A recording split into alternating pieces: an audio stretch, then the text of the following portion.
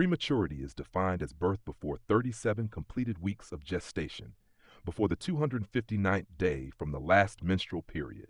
Extremely preterm birth occurs at less than 28 weeks gestation. Very preterm birth occurs at or after 28 weeks, but less than 32 weeks gestation. Moderate preterm birth occurs at or after 32 weeks, but less than 34 weeks gestation.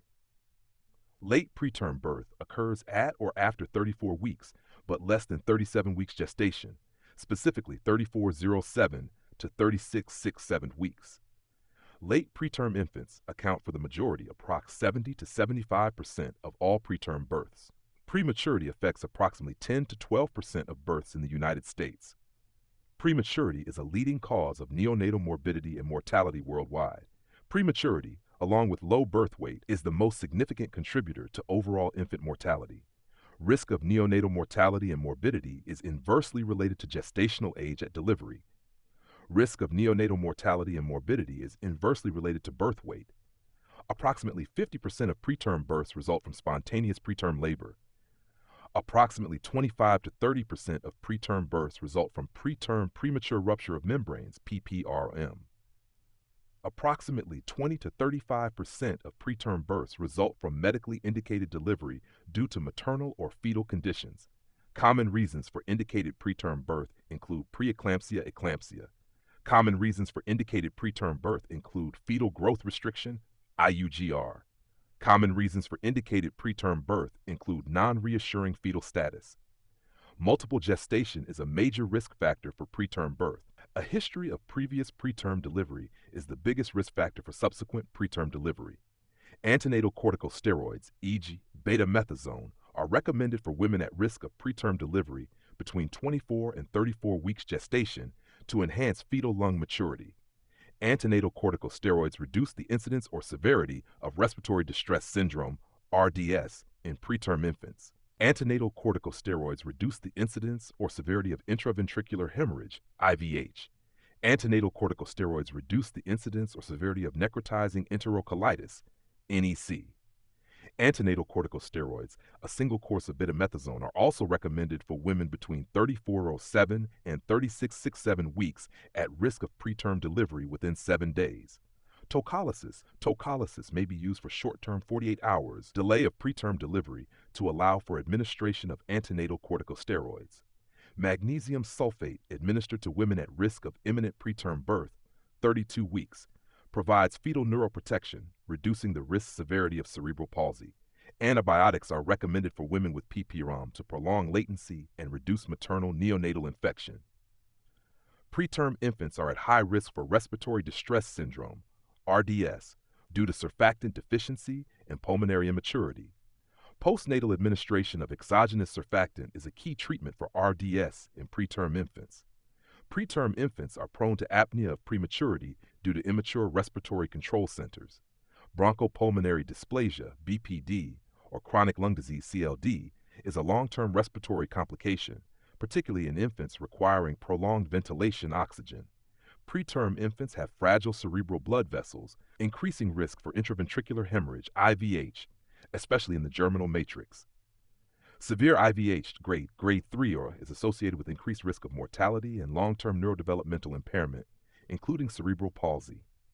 Paraventricular leukomalacia, PVL, injury to cerebral white matter, is a significant risk in preterm infants associated with later motor and cognitive deficits. Prematurity is a major risk factor for developing cerebral palsy, CP. The risk of cerebral palsy increases significantly with decreasing gestational age. Preterm infants are at increased risk for temperature instability, hypothermia, due to large surface area to mass ratio, thin skin, and limited subcutaneous fat. Maintaining a neutral thermal environment is crucial for minimizing oxygen consumption and stress in preterm infants. Hypoglycemia is common in preterm infants due to limited glycogen stores, immature gluconeogenesis, and increased glucose utilization. Feeding difficulties are common due to immature suck-swallow-breathe coordination, requiring gavage feeding initially.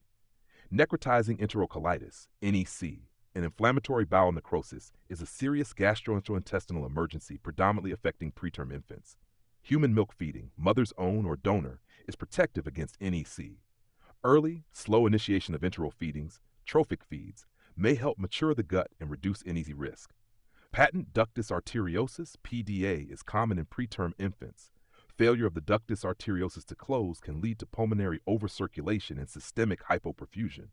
Preterm infants are at higher risk for both early onset sepsis, acquired perinatally, and late onset sepsis, acquired postnatally. Immature immune function and lack of transplacental maternal antibodies contribute to increased infection susceptibility. Hyperbilirubinemia, jaundice, is more common and often more severe in preterm infants due to immature liver conjugation and increased red blood cell breakdown. Phototherapy is the standard treatment for hyperbilirubinemia in preterm infants, with lower thresholds for initiation than in term infants.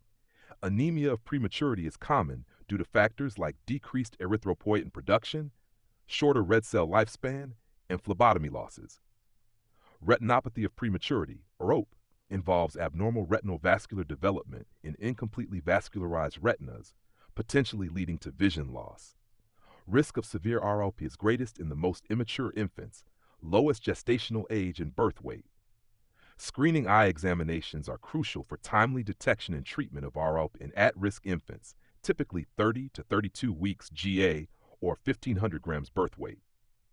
Fluid and electrolyte management is challenging due to high and sensible water losses, especially through immature skin and immature renal function.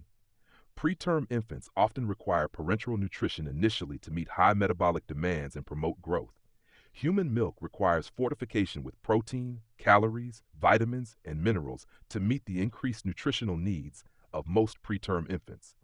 Postnatal growth failure or extrauterine growth restriction, EUGR, is a common complication associated with poorer neurodevelopmental outcomes.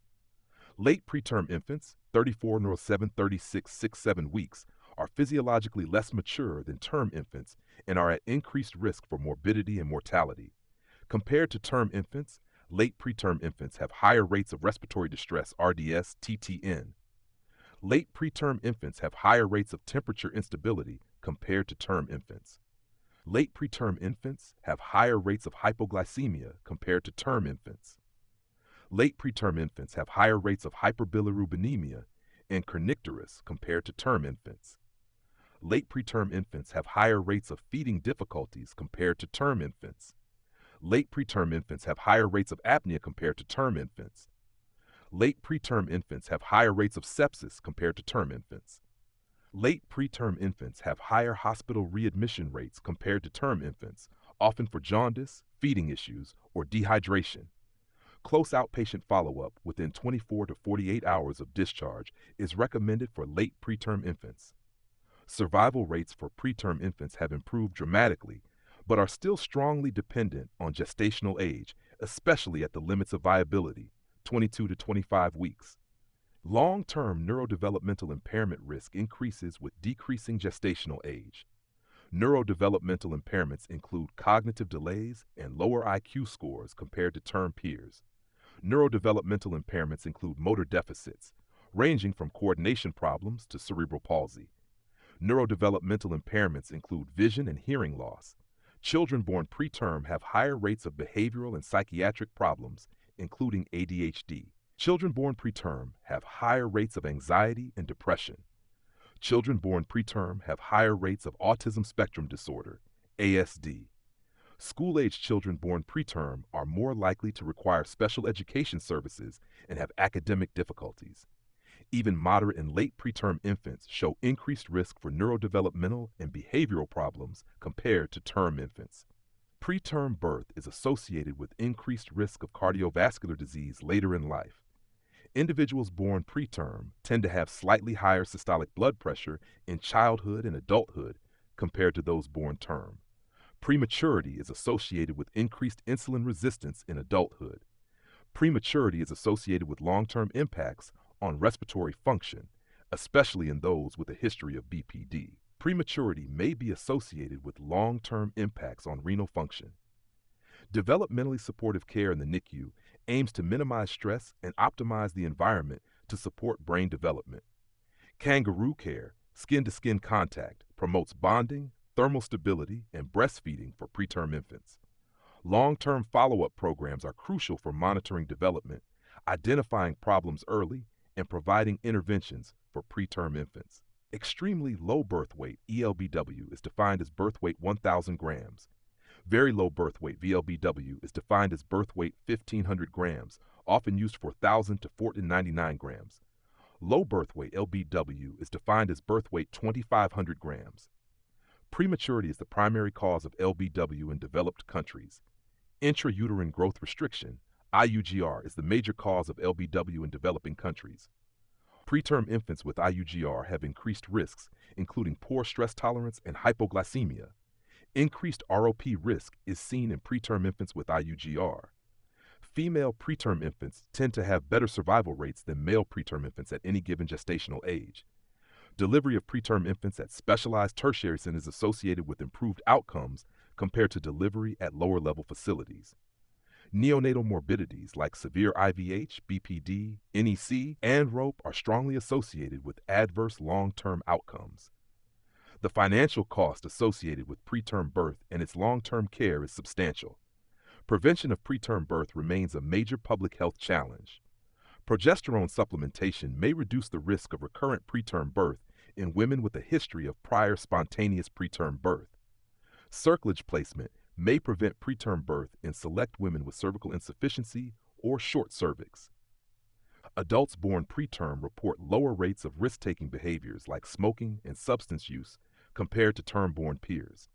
Despite increased risks and potential limitations, many individuals born preterm achieve good functional outcomes and report quality of life similar to term-born peers. Sources: Perinatal Medicine Diseases of the Fetus and Infant, 2024. Nelson Textbook of Pediatrics, 22nd edition. Essential Neonatal Medicine, Volume and Essential Series, 2018. American Academy of Pediatrics Textbook of Pediatric Care, 2017. Neonatal Care, a Compendium of AAP Clinical Practice, 1st edition, 2019. Gamella's Neonatology, 8th edition. Klaus and Fanaroff's Care of the High-Risk Neonate, 7th edition. Aviary's Diseases of the Newborn, 11th edition. Fetal and Neonatal Physiology, 6th edition, 2021. Manual of Neonatal Care, Cloherty and Starks, 2022. Illustrated Textbook of Pediatrics, Elsevier Health Sciences, 2021. Current Diagnosis and Treatment, Pediatrics, 25th edition. Swayman's Pediatric Neurology, Principles and Practice, 6th edition.